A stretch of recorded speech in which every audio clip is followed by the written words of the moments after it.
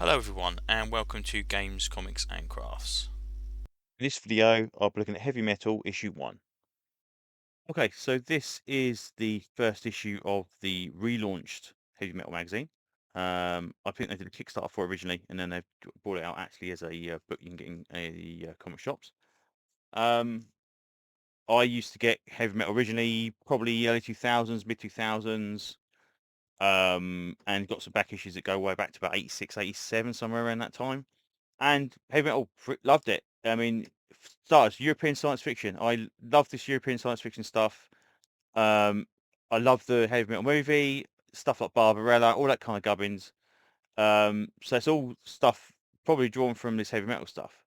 Um, and by the mid 2000s and later, I think because as it probably got moved around a little bit from owner to owner, it slowly became a thing where just because I wasn't buying it, I'd only go by kind of what the information was in previews or whatever, and it seemed to be that more American creators from regular comics, DC Comics, Marvel Comics, that kind of stuff, were doing their own thing in it, and the European stuff kind of just slowly disappeared.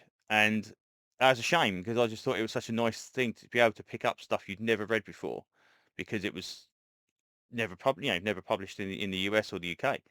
Um, so I looked at the Kickstarter when this came out and thought, okay, that's interesting. It's nice to see it's coming back. And then I didn't expect to see a first issue, and it was available, so I thought I'd pick it up.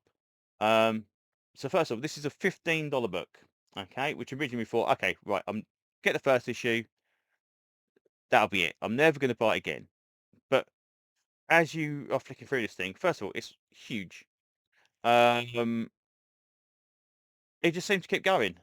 It seems to be just a story, and then another story, and a little two-part story, and another story, and kind of those little kind of gotcha stories where it's just like a little, you know, tells the unexpected Twilight Zone kind of story. And then there's like ongoing stuff, which is I think there's two or three uh, first parts of stuff in here that is like 10, 12 pages long or whatever. I think this is 230 pages, something like that altogether. Um, so compare that to a standard DC book, Marvel book. You're paying $5, $4, $5 for one of those, 22 pages. $15 for this one, but you're getting 10 times the page count for 3 times the price. That's a bargain, in my opinion. Um, Now the obviously problem a bit in this is it's going to be probably hit and miss each issue. There might be one story you really really like, and then there might be six others or whatever that are, oh, okay, that's fine. And I've read this through this one, and that's kind of the way I've got for this one. There's something that I really really like, and artwork wise, it's just nice. But again, even the artwork styles are so various and different that it's just nice to see that kind of stuff elsewhere. That's not in a you don't really see it. So maybe we might get the second issue when it appears. We shall see. There is, like I said, there's some first parts of the story there. It'd be nice to probably continue with those on. Um, so of course, heavy metal. We've got some nudity in this one. Ironically enough, not as much nudity as I remember in the old days. So I'm not going to flick through this one quite as much as I do the normal books, because I don't know what YouTube will allow on these or not. So we'll stick with some little bookmark spots I've got in here.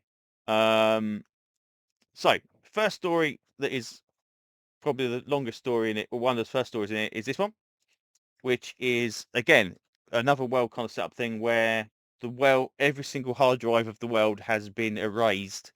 Nobody's got any information. You can't pick up, can't drive cars, you can't fly planes, and they're trying to figure it out. And they've gone to a space. There's a shuttle that's in orbit, and it seems to be linked to somebody aboard that shuttle. Which again, intriguing concept. Um, Artwork wise, yeah, I like it. It's fine. It reminds me of that kind of European style. That's fine. Um, but I am interested to see exactly what's going on with this one. So that's pretty cool. Um, Second stuff, we get some stuff about old heavy metal. We get some stuff. There's quite a nice little bit in here about all of the technology that's been created since heavy metal first came about and how much it actually is kind of like ties into some of the stories. This one's about the mercenary, which is interesting one again. This knight goes to this strange island on his dragon, and he saves this girl from this giant spider. It turns out she's got wings, and the dragon's been captured. He needs to go and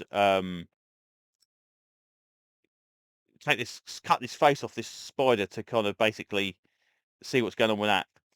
And again, there's gonna be spoilers in this because it's again, this is the problem with these kind of gotcha stories, is that the spoilers actually really make the story. So I don't know whether to say it. Anyway, so I think I'll leave it.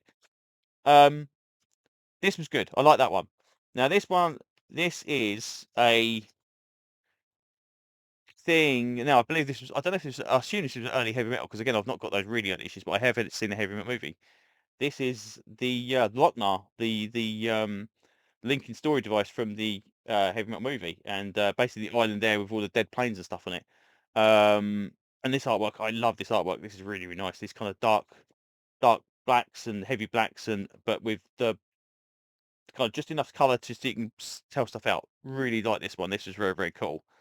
Um, so Burton and Saib are characters I remember from way, way back. Um, so I was very pleased to see them back again. So this is an interesting one where they go to a planet which has got like the monsters in it, and they say, "Oh, we don't go on Earth anymore because we were seeing the monsters." Oh, that's fine. You come back now. It's fine. You'll be okay. You'll be accepted. It's like okay, weird, strange, but all in all pretty cool.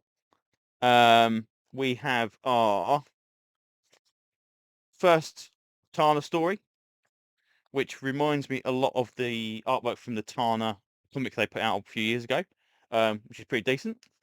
I quite like that. Um, we have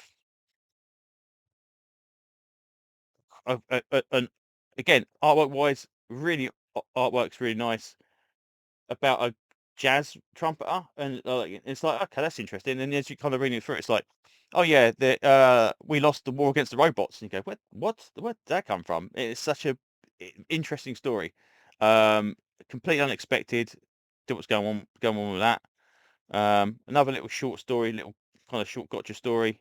Um, this guy is Grimaldi, which again, the car from the heavy metal movie. But it's kind of almost like a retelling of the introduction from that, but not quite. Um, Charles Tanine, which is the introduction of this character called the Gladiatrix, who's this gladiator, and it's kind of she's fighting these various monsters and stuff like that. That's pretty cool. That's the first part of the story, so that's one of the ones I'd be interested to see where it goes because there's quite a nice little cliffhanger on that one. What we got here? Oh, this one's weird. No, this is about a guy might who I didn't quite get this one. I must say, artwork wise, really really nice. He's got like he's been drowned. He's got a millstone around on the train, and he's got this kid that is kind of knows he's drowned, and he tries to rescue this guy, and it's like okay, fine. It's first part again. I'd happily read this and say hopefully figure out what the hell was going on. But I mean, artwork wise, look at it. It's so nice. Such nice artwork. What we got next? Oh yes, our second Druna story. Sorry, Druna. Tana story.